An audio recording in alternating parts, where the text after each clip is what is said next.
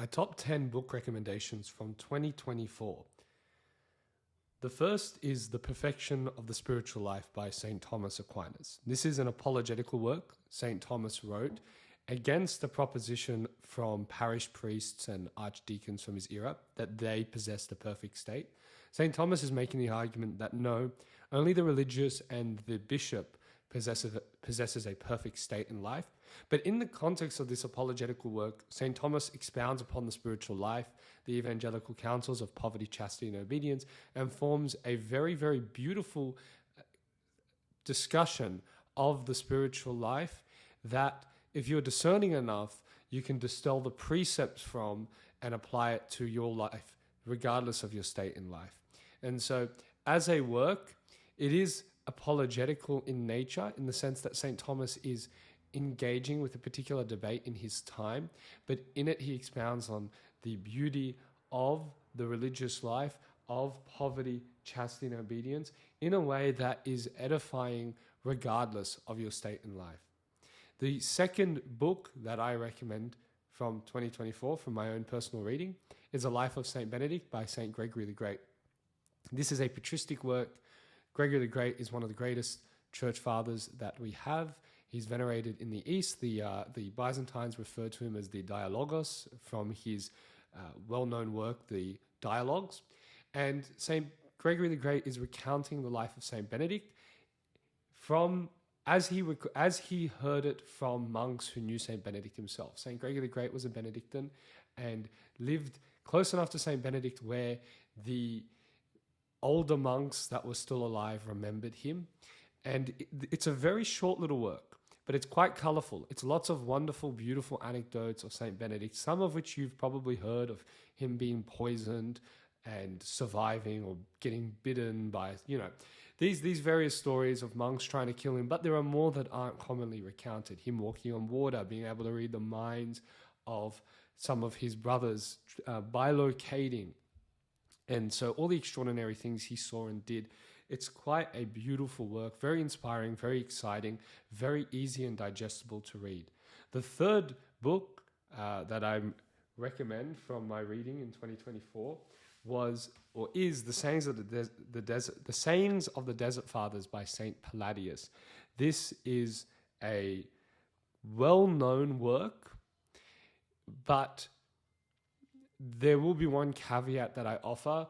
The lives of the Desert Fathers in this work can appear a little intimidating, in the sense that these are things that are admirable but not imitable. I think in the context of broader monastic readings, you'll be able to kind of distill the spirit of the desert that these religious were living in a way that it can apply in your own life. But it's very edifying. It's not necessarily very structured. It's a record of the sayings and doings of the monks and hermits of Egypt, as recorded by Saint Palladius. This also includes monks like Saint Arsenius, who came from the west to live there. They lived extraordinary lives, and it's quite interesting to read, but it's mostly pithy stories about sayings or doings that teach an aspect of wisdom. Sometimes the meanings can be a bit vague, sometimes it's very poignant, but either way, this is a book that I highly recommend.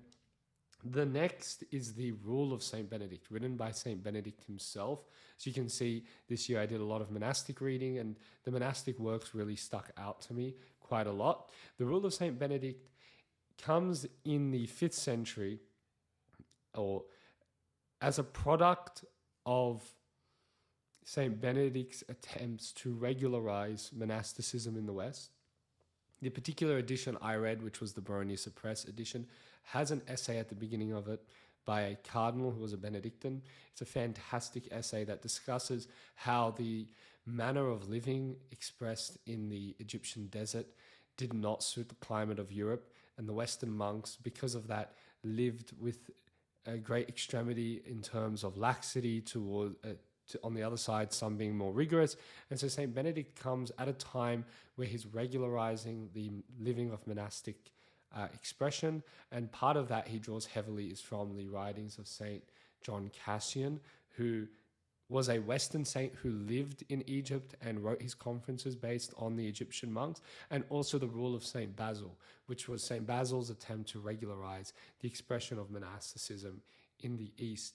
And so Saint Benedict's rule is a beautiful read, not just if you're a monk or aspiring to be a monk or a Benedictine oblate. In it, it contains the rightly ordered communal living of Christian life, and particularly his discussions, in my opinion, on the type of authority dynamic between the superior and the monks. This rightly ordered sense where the monks are supposed to obey promptly the wills of the abbot or the prior. However, the abbot and prior is supposed to be consciously aware of the spiritual needs of the monks around him. And in that sense, there's a rightly ordered concept of mutual submission, a word which I think has been rather destroyed because of liberals who use it to force some type of strict equality between the father and the mother in the household. While in here we see this beautiful sense in which the spirit in which the father should lead his household is the same spirit in which the abbot leads the monastery. And so if you've got a discerning enough mind, you can definitely distill a lot of insights into the Christian spiritual life through St. Benedict's rule. It most certainly is not simply a rule for monastics. The monastic tradition has always put the rule of St. Benedict either as expressed through the lives of Benedictines or in the writings itself as a form of inspiration for the Christian life. The fifth work that inspired me this year that I highly recommend is Apologetics in Catholic Doctrine. Now, this was originally a high school textbook written for theology. It deals with theological questions and is structured in the manner that most theological works ought to be, which is a progression through what you call natural theology, who is God through natural reason, and then God as he's revealed to us in sacred theology, Trinity, the Trinitarian theology, Christology, Mariology, ecclesiology, all the way through eschatology. Now, it was written as a high school textbook, but the formation these days is such that people generally know less than students did in the past. And so you might be a Catholic who's older, but don't let the fact that it was quote unquote written for high schoolers dissuade you. This is definitely a book that's worth reading. If you are seeking to move from maybe catechetical level of theology, so if your theology deep reading has mostly been catechisms, this is a good step if you want to work towards more manualist stuff, because it is a simple overview of all the disciplines of theology. You work through it. It's about 550 pages.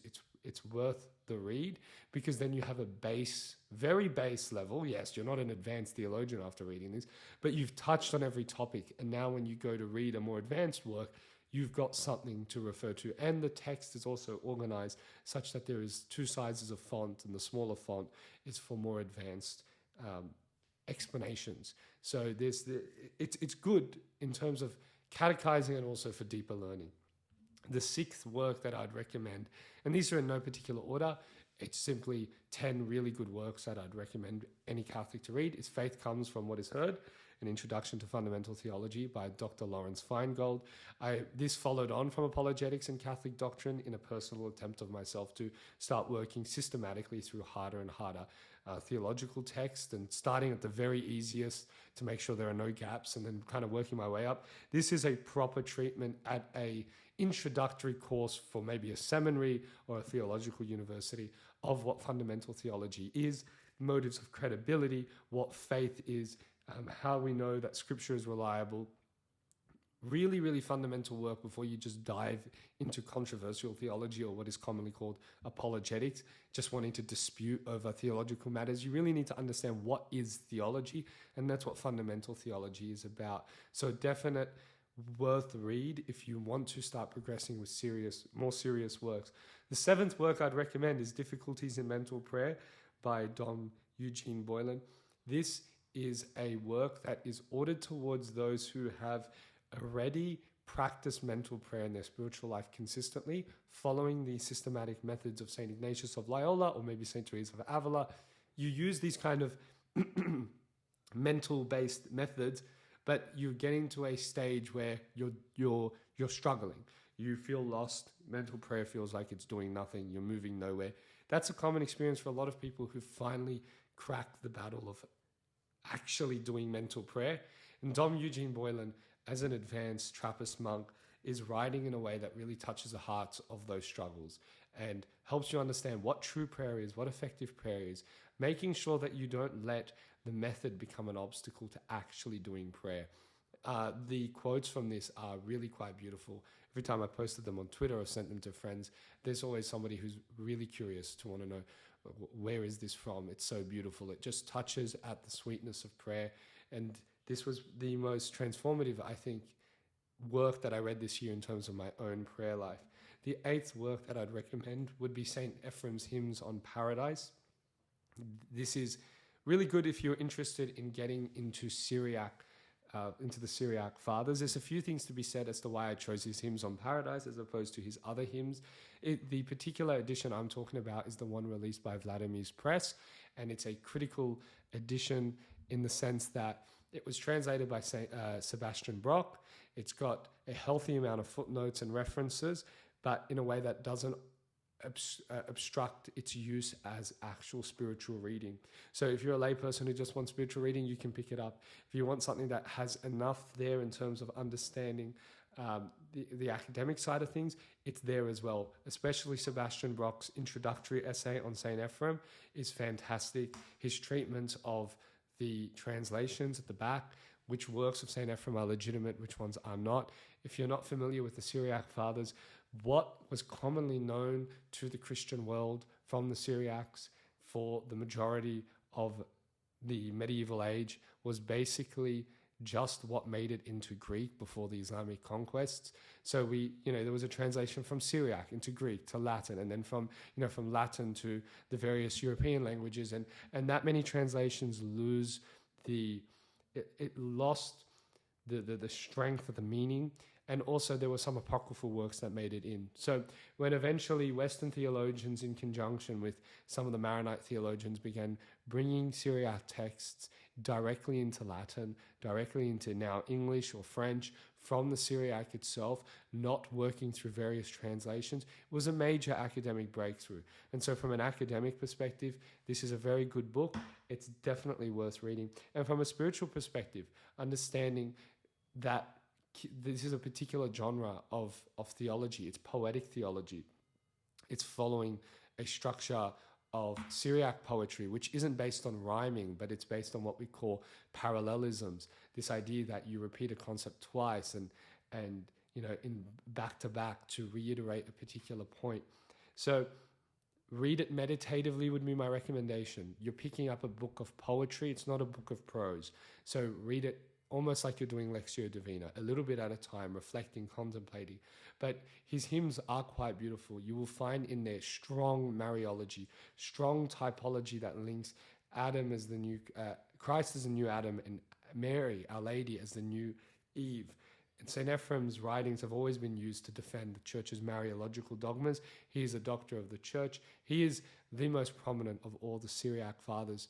And so this is a great introduction to that.